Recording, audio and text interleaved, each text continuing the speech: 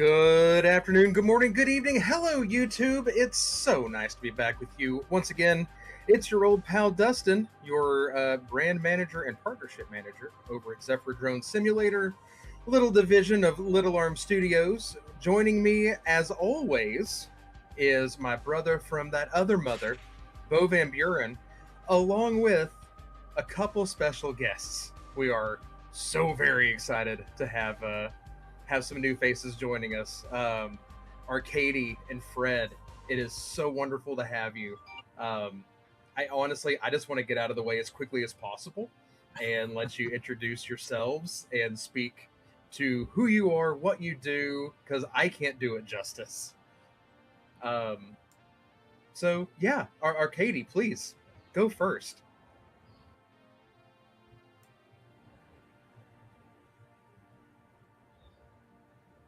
Oh boy. Okay. So yes, There we good go. morning, good afternoon to everyone. Thought I lost him. I'm the owner of Vomata Group. So my name way. Oh, sorry. Hear me okay now? Yeah, you're good. Live stream, Fred, please introduce yourself, cover any bases I've missed, and thanks for being here with us. Sure. My name's Fred Carlson. I'm a lieutenant in the New York City Fire Department. Back in 2017, as a firefighter, I decided that I wanted to go help with this new program that they were starting, and it was using drones to look at fires and help make operational decisions. And that program has done nothing but grow. And with growing comes new things and repurposing other tools that we come across along the way that we can utilize in the robotic space. So we're not just drones, we do ground robots, we got tracked robots, we've got quadrupeds. And one of the more recent things that came to our purview was assisting at the beach during, looking for sharks. Unfortunately, somebody was bit by a shark a few years ago, and the governor gave the Parks Department a couple of drones, and they didn't have any pilots, they didn't have any training, they didn't have any agreement with the FAA to be able to fly next to a major international airport at JFK. And we decided we were going to help them. And then we decided that watching people drown was not something fun, and we wanted to be able to help them by dropping a PFD to them. And that's where Arcady's crew came in with the device that self-inflates and could be dropped from a drone and ultimately save people's lives. And that was something that we were very interested in, and it's been a very good relationship that's done nothing but grow and get better over the years and as technology improves. That's absolutely incredible. How long have you guys been working on this? Wow. Is it 3 summers now, Arcady? Or are we up to 4? I've lost track, to be honest with you. It's a couple of years. We It started off with go. Oh, I'm sorry. Oh, sorry. I first actually met the captain of the department, Captain Leo, at one of the events, a conference called TAC back in 22, and they kind of looked at the product and then started to consider an option. And I believe it became implemented for beach use in the first year in 23. So starting in the 23 season, it was very kind of limited use. And as Fred mentioned, as their trainings, as their operations increased, as they saw the benefits of this, so did the operational model. I know that they started to implement a more advanced solution, including EMS and certified rescue swimmers on gators. So they continue to keep expanding drastically the way they're using this. And I'd say, at least from my knowledge, and I caveat that one point, the FDNY is probably the most heavy far implemented drone rescue program in the nation in terms of how actively they're using the drones. So I know they're running their program 7 days a week. Wow. And I believe, correct me if I'm wrong, it's an 8 to 8 program every single day. Yeah, so our response program started off with one pickup truck with a pilot, an officer, and a visual observer, and we covered the whole city. And I don't know if you've ever been to New York. It's a lot. Include the 5 boroughs.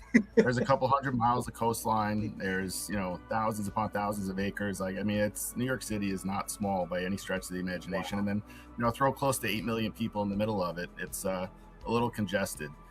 So fortunately, with the blessings of the chief of department, John Esposito, we've grown our program. So we opened up a second unit in Brooklyn, and we're able to respond to the beaches down on the south side of the city that much quicker and better. But the impetus of the shark bite really got us to be able to dedicate people to just the beach. So there's about 7 miles in one beach called Rockaway Beach in the southern part of Queens, and that's all that we patrol. We didn't have the staff nor the amount of pilots or the equipment to cover all the beaches in the city. So the other beaches like Coney Island and Orchard Beach are covered by the NYPD. But through the use of these drop devices, everybody else realized that, hey, I don't want to watch somebody drown either. And the other agencies are starting to use the devices as well. So it's really been a collaborative effort across the whole city. And it's, we want to provide that level of safety for our citizens and, be able to do the best that we can for them. That is absolutely incredible. Bo, did you see Josh's message in chat? Yeah, I don't know how to do anything about it. Because right now, we got a little bit of an echo that will work out on the technical side. Have echo cancellation on for everyone. I don't know what else I can do for it on specifically. It may be a connection issue also. Like, I know it's been kind of up and down all day. But while we're trying to suss that out, yeah, I think it may actually just be Josh. I don't think anybody else is getting an echo. But regardless, so my limited knowledge, I live in Boston now, as of the last couple years. And knowing that there is so much coastline up here, and the use case of something like this and how different it is from something like the West Coast, where you have a lot more people in the water and a lot more presence of wildlife. It's one of those things that you would think, like, how has this not been a thing since drones became a thing? Like, Right. How has this not always been around? But it's really cool to see it being implemented in such a way and so purposefully, and to see it actually work in real time, in real life. Just absolutely blows my mind. Part of it is concern for safety, right? Oh, sorry. Go for it, Arcady. No, please, Fred. It's all you. I'll wait my turn. Y'all gotta quit being so polite. For us, we didn't want to just strap something to the bottom of a drone because we needed the drone maker to say, hey, it can handle the weight, right? Nobody's going to sign off. The last thing we want is, we had tried hanging the PFDs from a string, like on a lanyard, and drop that, but then we were worried about it swinging into the props. So there was all sorts of trial and error to be able to get this equipment secured tight enough to the airframe that we didn't feel like it was going to affect the flight. And it's also reducing your battery consumption, or increasing your consumption, right? It's giving you a shorter flight time because you're adding weight to the equipment. So we had to have more batteries in place in order to support nonstop, durations of flight. So it was just a lot of give and take, and a lot of talking to the vendors and seeing what other people were experiencing before we felt comfortable enough that, providing this as an adjunct to our rescue situations was worth the risk and the reward. So it's been a lot of educating, and not through normal ways, because we're taking things that weren't necessarily purposed for what we're doing and making it our own. Yeah. Well, I know with that too, like our work with Arcady and going through things like NIST and developing for the simulator, payload, essentially payload training, and now having to navigate the legalities of that, because there's so many things that you don't necessarily think about on the front end, like drag, like battery consumption, like effect on the quality of handling for the drone. And then trying to implement that into a simulator is, it's a lot. It's a lot of different plates to have to spin, and being able to work with you guys. All the downward-facing sensors are turned off, and that was a big learning curve for us. Everybody's used to landing a drone. You just hold down stick, and the drone lands itself. Well, you do that, you're going to smack it into the ground and break some props. Yeah. As a person who's attempted to use a coat hanger on the bottom of the drone to get a dog toy off of my roof, I can confirm that the underbody sensors will freak out. Yeah, they don't like water either. I wanted to bring up a point to what you had said before, Dustin. So a couple of quick things, so that way I don't lose too much track from where we were. Sure. So you mentioned Boston. So Boston has a small presence right now with the fire department.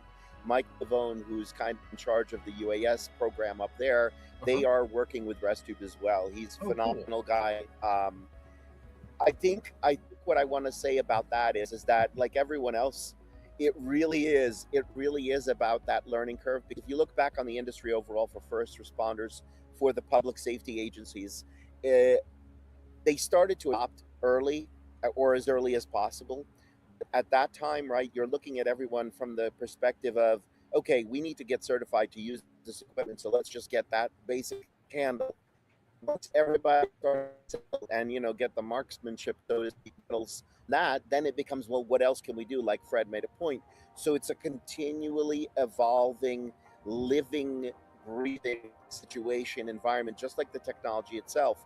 Sure. And once you mastered the camera, you don't want to, just like Fred said, you don't want to just sit with a camera, a $30,000 camera, and say, well, I can look at you while you're drowning. What did we do with that situation? Yeah. So For sure. you're adapting tools consistently to the environment.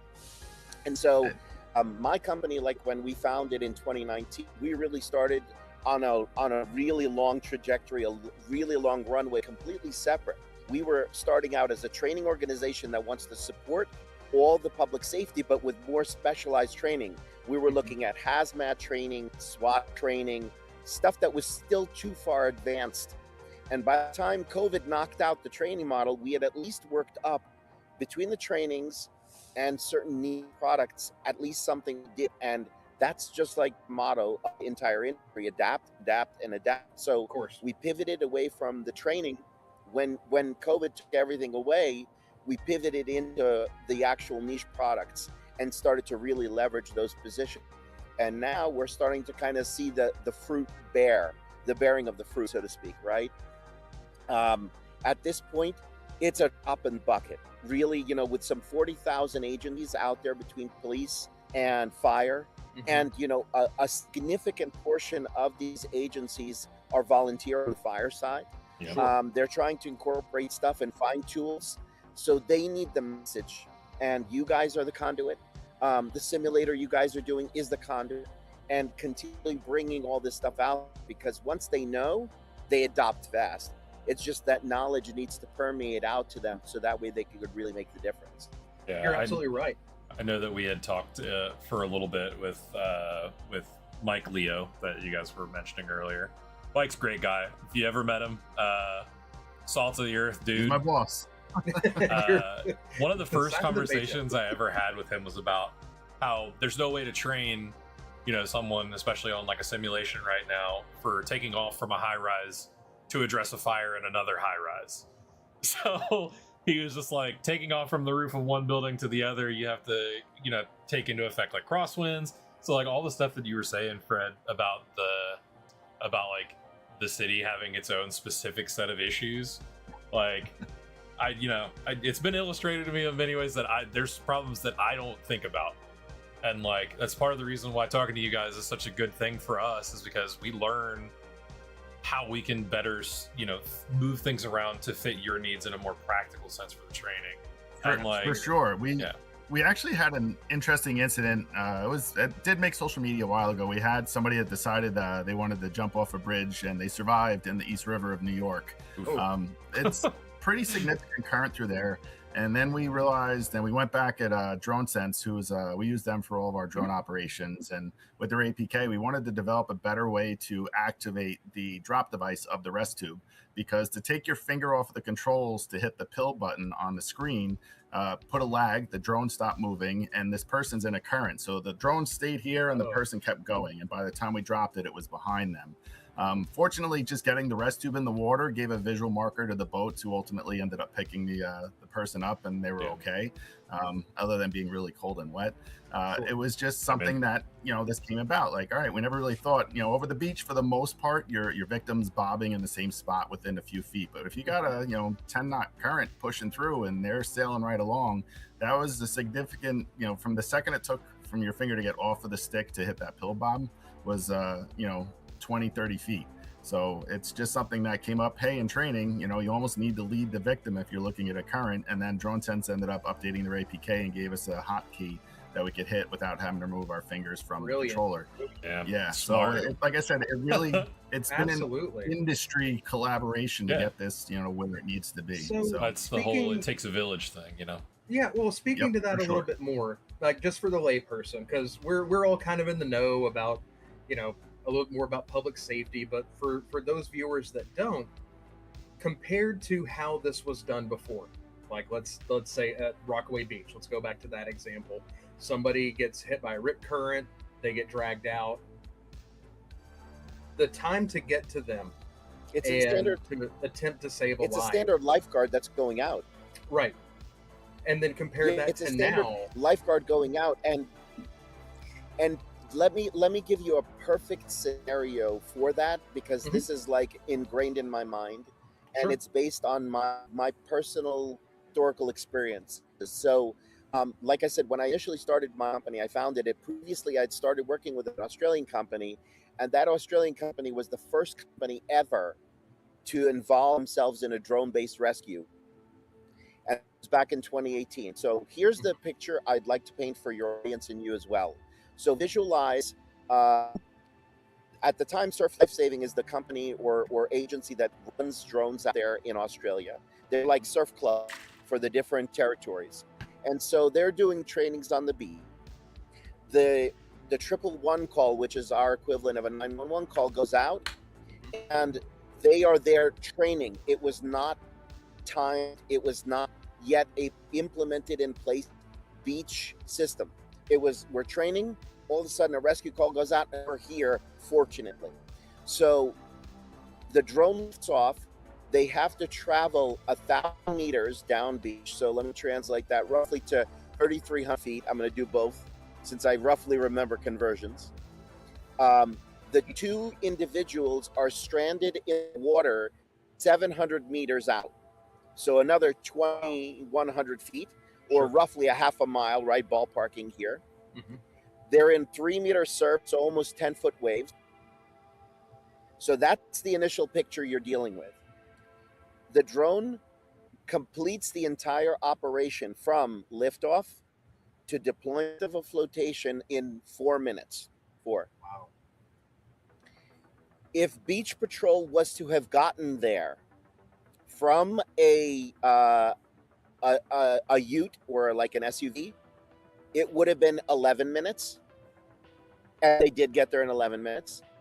And a helicopter guard rescue would have been on point within 12 minutes. And that would have been from about 15 miles away. So you're working with a structure where you have a gap of about 7 to 8 minutes between even somebody just finding the victims and starting the rescue. 7 minutes. And what happens in 7 minutes? Normally people, and Fred, maybe you can also help with this, is that normally people start distress, and maybe even an average swimmer might be able to stay afloat for about 5 to 10 minutes. Drowning happens in under 60 seconds. And you're dealing with not only that, but you're dealing with a rip current and also almost 10-foot waves. So you're not dealing with a practical situation you might run into in the Rockaways. You're dealing with pretty nasty weather, pretty nasty environment. So that 7-minute gap could have lost one of the people potentially, maybe even two. That is incredible. I can't imagine, like, decreasing it by over half and being able to have like eyes on the person that much more quickly, that much more effective. Everything becomes highly more effective and more likely of a positive outcome because of these life-saving measures. Like that's pretty incredible. That's a with the FDNY guys. And specifically with the FDNY guys, and again, Fred should talk more to this as the expert because they were on the beach and I have the details only. They have technically 3 rescues on the books this year. 2 are considered official rescues, June 2nd, and then they just had this one just past us, July 2nd and July 25th. I apologize about this. From what I remember, they're on scene and deploying within 75 seconds, usually. Correct me if I'm wrong, Fred, because this is your wheelhouse.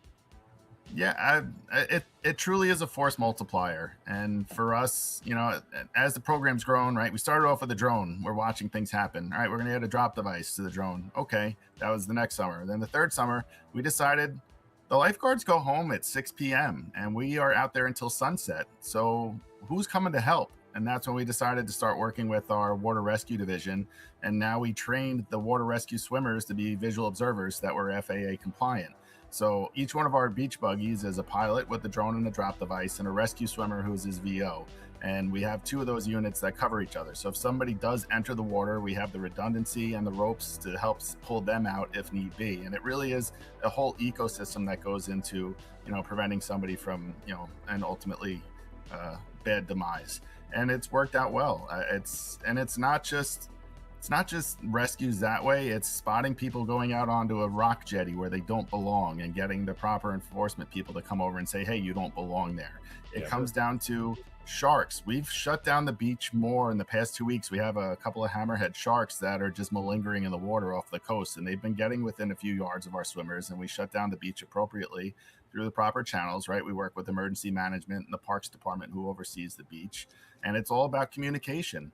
And it's not just us. The police department's got the west end of the beach. The emergency management folks with their drone team have the east end, but they give us the heart of the beach because we have the resources to put rescue swimmers in and provide the support that they need in the places that need it the most. So it's been a citywide initiative.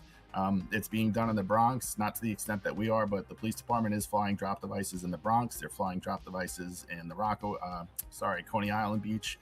And it's now going to be carried by our boats. We are now trying a drone program off of our bigger boats, and they're going to have drop devices as well, because they found that when they go out on these calls, getting the drone up another 200 feet can give you that much of a better view as to what you're looking at. And it's really the program has done nothing but grow and prove to be effective and beneficial to everyone in the city. I am interested, obviously you have to account for wind when you're using the rest tube, anytime that you're dropping anything. What's the optimal height for you guys to deploy the rest tube? What is the gold standard for that? Is there a height metric that you're trying to hit? Depends on, honestly, I want to say dealer's choice on that one. Okay. We will throw a kid's inflatable pool out on the beach and tell them to go drop the rest tubes in them for practice. And it really depends on the comfortability of the pilot, how good they are at manipulating the camera to see the victim in the water. I have no problem, but you also don't want to scare the victim, right? So some guys want to get as low, and you can literally see a little bit of prop wash on the water. Hey, you're in the right spot. But you also don't want to scare the victim in the water. So it's really, it's a little nuanced. It depends on, what you're looking at, how the person's reacting, and what the conditions are. So I'd have to say 10 foot is a pretty accurate drop. You don't want to drop it so low that it's going to bop them on the head, but you also want to get it close enough that they're not going to have to struggle to swim to get it when it inflates. And you're also, again, like you said, looking at the wind. If you drop it a little upwind, it's eventually going to blow to them. If you drop it on the leeward side, it's going to swim away from them, and they're never going to get a chance to grab it. So it's an extremely nuanced thing that we constantly train on. Yeah, it's a little bit different than when I'd like to throw in. Go ahead. Oh, is it okay if I throw in a couple of 2 cents here, Bo, also as well? Go for it, man. Yeah, please. We're very informal here. Cool. So when we started working initially with the FDNY, and I'm gonna not really get too technical or stuck in the weeds on this, but we suggested out a 23rd kind of the optimal heights. We kind of went with these types of number and these specific kind of ranges for a particular reason. When you're working in the open ocean environment, kind of my biggest concerns are going to be the upswells from the wind, the waves themselves, and all those things should kind of be taken into effect, including current. What we also kind of have to consider is that, and this is something that we worked on when we worked on with your team, and there's this document that we worked on called the float standard, call it for a lack of a better word. It's really now become the deployment standard, was trying to work and define the different environments that these could be dropped in. And it doesn't even have to be a rest tube. Yes, I work with rest, but when we put this manual together, it was meant to say, here's what you can do. If you're going to use a flotation device, great. It doesn't matter which one, unless they're a life vest. Then we have to kind of rewrite the standard and write in new things. But for small, compact, automatic inflating devices, you have to consider, are you working in a lake environment? Are you working in a swift water environment? Are you working in an ocean environment? Sure. Each one of those things, to Fred's point that he made earlier, that they had to work out with drone sense, especially on the East River, where you could get crazy downflow, and that drop needs to lead the target, so to speak. These are the kind of things that need to be considered. So a gold standard is going to really be defined by the operating environments, by the factors that are going to go into that specific operation, and critically, even sometimes the tools may change. Because if I'm working in a lake environment, generally, I'm not going to be dealing with too much of this crazy swells. I'm not going to be dealing with heavy winds unless you're on one of the Great Lakes, right? Then it's like microclimates, just like you would in the ocean. That's it. And that's where I'm heading, by the way. So we both know what that place is like. Right. All of those things need to be taken into account. So the key thing is each tool, I guess, to itself and to its environment. So know where you're working, know what you're operating in. And if you don't know the operators or the environment that you need to be in, you better be working with somebody locally. If you're coordinating efforts between, let's say, your department and someone else's, these are the things that need to be critically taken into account every time. Mm-hmm. No, that's so. I guess that kind of leads up. Like, so how long before the National Institute of Standards and Technology starts to make this the standard to start using this as the benchmark, and then put together something like what we've been talking about for a while now? I could go down a lot of that's a great question. And the answer, I mean, so let me try and parcel all of this. Okay. So I want to try to parcel this for you, Dustin, as best as possible. NIST has already created a method, a testing method specifically for payload deployment. Mm-hmm. So just like there is a NIST testing lane, which is to test, the operator and find some kind of a benchmark. They, in conjunction with what we worked initially through with the float standard, the manual, we worked together with NIST, with drone responders, all of us together with the FDNY and the agencies. We wrote this manual out. We worked with NIST and then came up with this testing method. So they have now a baseline testing method that can help an agency baseline their testing and baseline where they can start the improvements. The float standard, the float manual, whatever we call it, the payload manual, has a much more expanded volume of information because it's for the person that doesn't know how to fly with a payload, literally walking them from cradle to the grave, so to speak.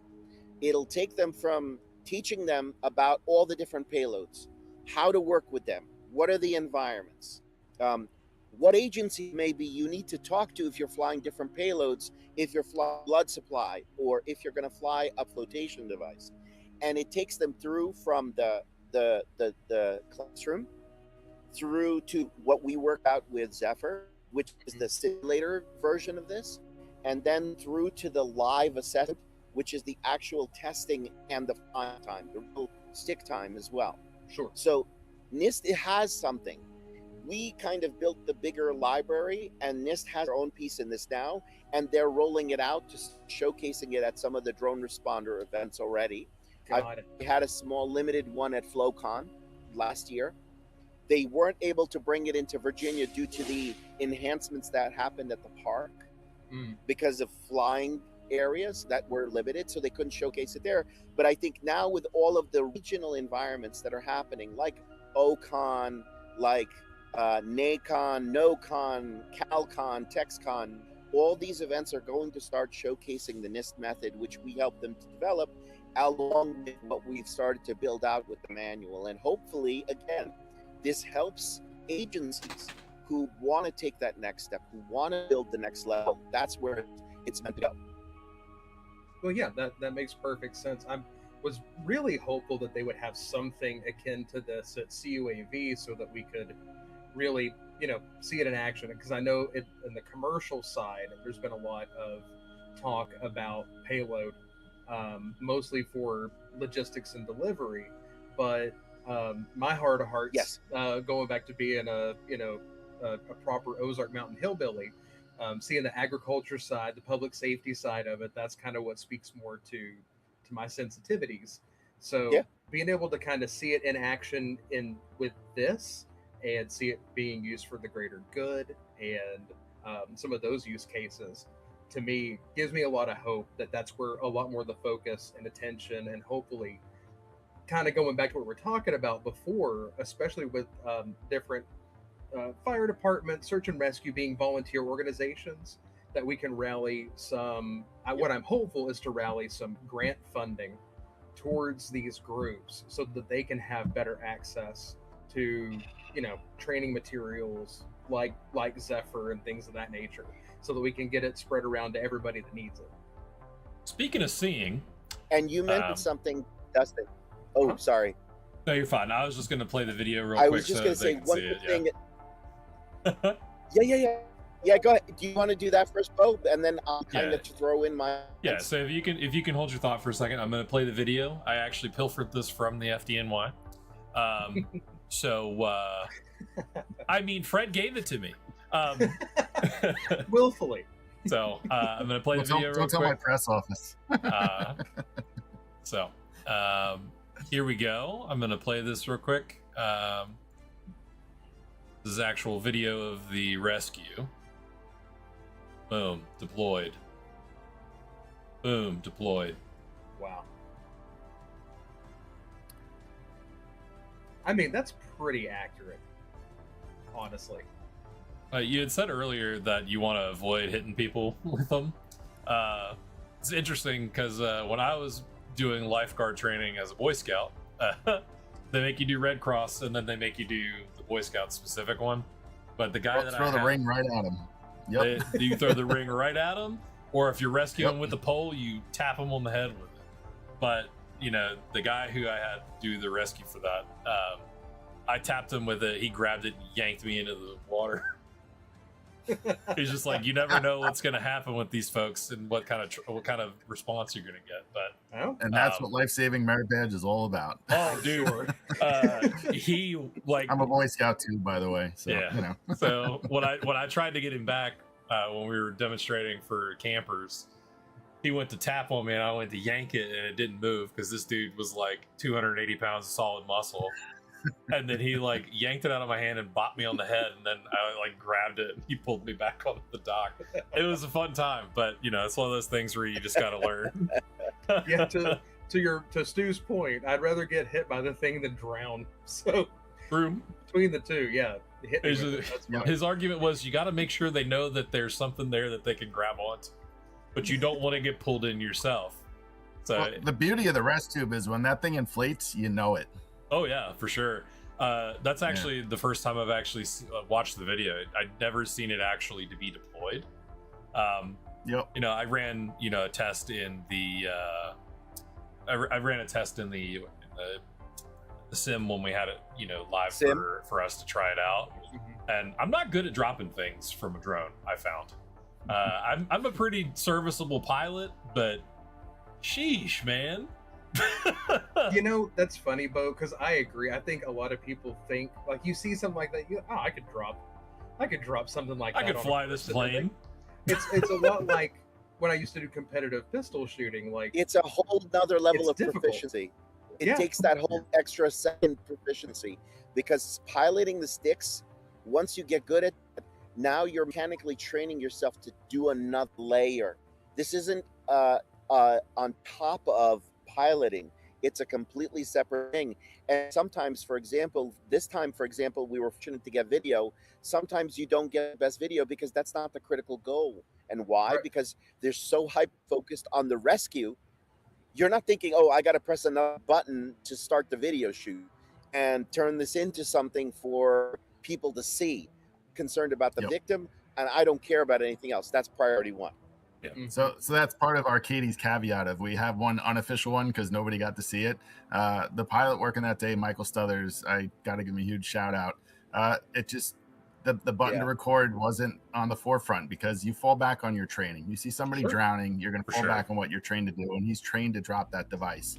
We didn't put into the training, hey, by the way, we want to be insta-famous. That's a whole it's such a sub-thought. And when somebody's life is in the balance, it's a very uncomfortable thing. And thankfully, he fell back on his training and he did what he needed to do. And everybody lived to talk about it. So it was definitely a win. Yeah. But yeah, it's the level of pressure that comes from somebody's life being in the balance is something that you just can't put into a training.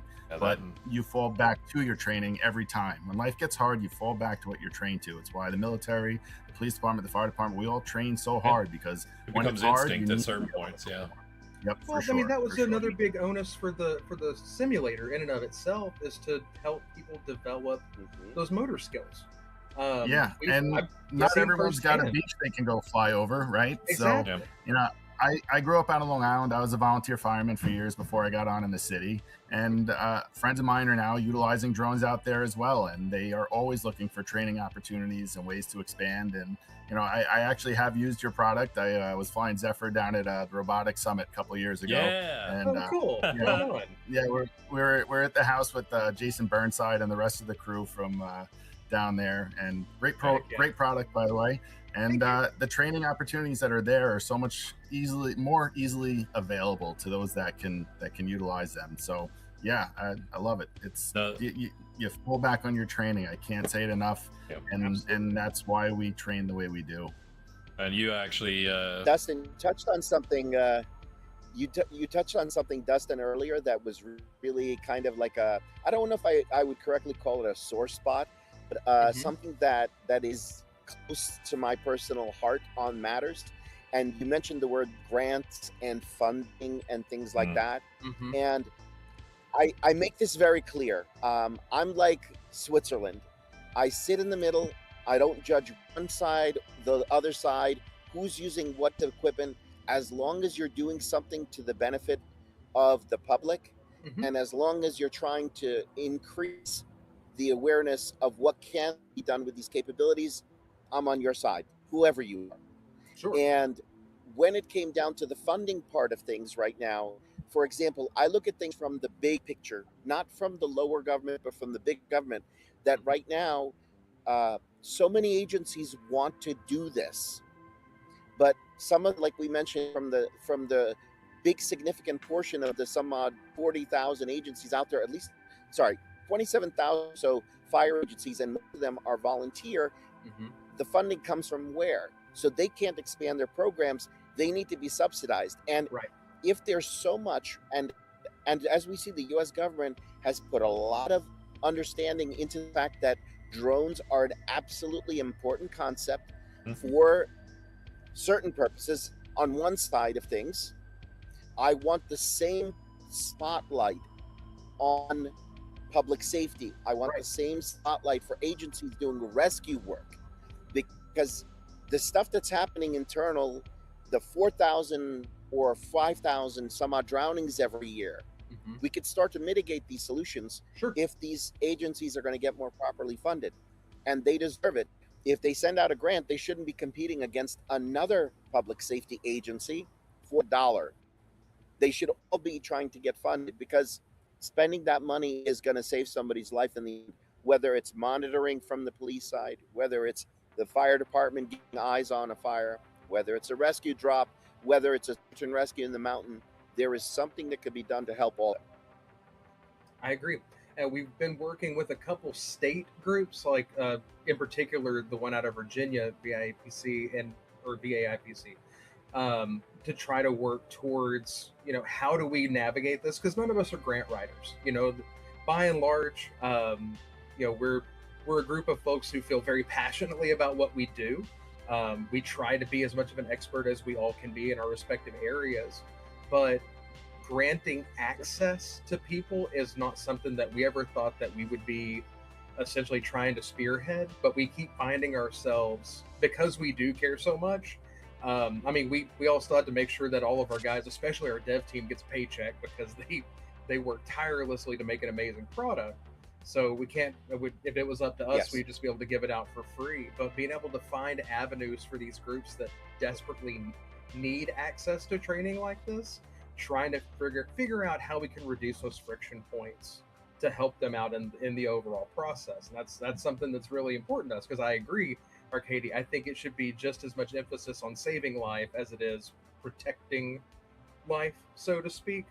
So I'm hopeful that by well people phrased. Well phrased. Thank you. It's pretty clear on what side of the political spectrum I'm on, but I try and keep it off stream. But I want to make it really clear, though, that like the more people that see life-saving measures and the efficacy of drones in public safety and the necessity for people being trained on that, I hope the more attention that gets, the more the body politic starts to speak up and say, like, this is what we need. Well, this is where we need to be focused. Yeah, the legislation always comes after because they can't keep up with how fast the products are coming out. But that's absolutely true. It is fascinating to see from one end of the spectrum. Consider we do most of we don't even actually train people right now. We just like give the platform to other folks to do the training. So it's fascinating to see the different disciplines and everything that come out of it. And I want to give you an example for a footprint of where we are. Oh, go ahead, Fred. Sorry. No, and I was going to say what you're doing I have a little bit of a lag on mine. It's all good. I just want to say, like, even what you're doing here, it is a sense of community. Be willing to talk to other agencies, talk to your neighbors, talk to the other part of your state, your country, the other vendors that are making things that might work with your stuff, and to get the word out there. I mean, this is what you're doing right here is advocating, to the best of our ability, and we all should be doing the same. So thank you for that. And it's, this is information that should be getting out to everyone. Well, you're absolutely right, Fred. Like, we are trying to build community because we're all in this sphere together, even though new parts of it keep cropping up that have applications to what we're doing or what you're doing or other parts of the industry. I am partial to the volunteer fire service, but on a whole, the fire service is drops in a bucket compared to what the budget that LEO gets. The law enforcement side of this house is tremendous. They are the lion's share of the money. They're controlling what the vendors are doing. And like for us, even arguing to get the hot box to look at different thermal pixels on a screen was a fight. Like, oh, well, they don't really need that. Like, well, but we do. Like, we're the smaller, and even within Drone Sense, I remember Josh Pruitt, when he was still working over there, got just a fire department group together within that community, right? So we just got other fire agencies that these are things that we need because as a group, you're going to be heard more. And it's really important that, we do stick together as a group and fight to get what should be coming our way. Of course, that and normalize this. Like this, and technology needs to be normal parts of the conversation. Anything you can do to demystify the whole thing. The technology itself. Yeah. Yep. From the technology itself, I think that the speed of the way that it's being created and adopted, the scales and the cycles are getting much narrower. The only thing that really needs to happen right now, truthfully, I think, for that absorption is the cost factor. But that comes with time, and that's sometimes the luxury we don't have yet. Sure. AI, for example, DFR, autonomy, sensor fusion, all of that stuff being integrated, right? If we can find a way, again, to your point, Dustin, because realistically, it's not the volunteer fire service that's going to get right now $40,000 for that solution. Right. It has to come from a higher government to say, what is the priority here? What is right now really on the table, and why are we being divisive about everything else? Here, about the saving of lives and the protecting of lives within the country, this is priority one. Do everything right now that we have to make sure that we appease the entire country, not divide it across some kind of a political landscape, and pump it in there. Because that, in my opinion, truthfully, when people start to see the success of these types of things where it's impacting day after day and these stories of positivity are pushing out, I think, this is by mistake touching a political, but I think there's some healing in there. That's all I wanted to kind of phrase in that way, and not really touch on anything else political. But more positive stories we can get about saving lives and pushing that narrative, I think more healing happens and the divisiveness kind of stops. I just saving lives and protecting life shouldn't be a political issue in of itself. I think it's something that I think everybody should be desiring. Well, just in this small microcosm, like just the four of us talking about how freaking cool this is that you were able to save 3 lives. That is stellar. That is amazing. And then extrapolate that out to the 4,000 drownings that we have a year. You know, how many of those people could we save? How big of a deal could that be? Because, like, I'm telling you right now, 3 people being saved is absolutely astounding. That is so awesome to see something from our industry making a real world impact and saving people, and then seeing the potential of that being spread out even more gives me hope. And it's always nice to have a little bit of hope. So, Fred, Arcady, I want to shout out actually somebody else. There is definitely somebody I want to shout out because you mentioned the rescues. So Sean Barry from Oak Island was the first one in the U.S. to make a rescue, and that was back in '24 on Oak Island.